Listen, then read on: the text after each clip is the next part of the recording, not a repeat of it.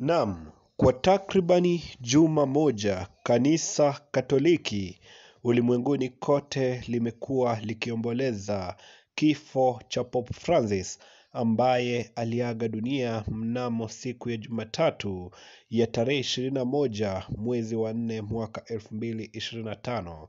Ikumbuke kwamba Pope Francis ameweza kuwepo katika nafasi hiyo kwa zaidi ya muongo mmoja, na hivyo aliweza kuaga dunia baada ya kukabiliana na tatizo la ugonjwa wa nimonia ambao ulimsumbua kwa muda.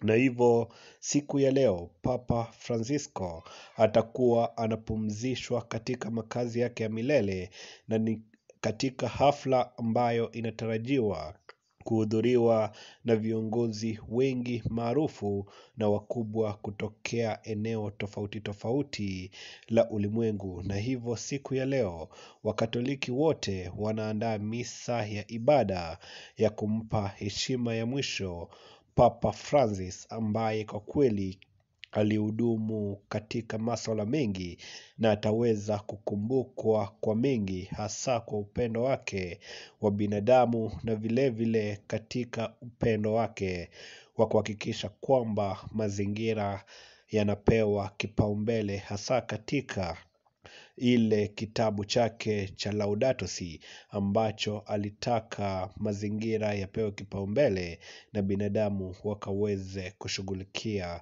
mazingira. Na hivyo siku ya leo sisi kama Vic Post tuko hapa kufuatilia masuala haya moja kwa moja, na chochote kile ambacho kitakuwa kinatokea kwa mazishi ya Pope Francis utapata ujio wote katika channel hii. Subscribe kwa mingi zaidi, au sio? Peace.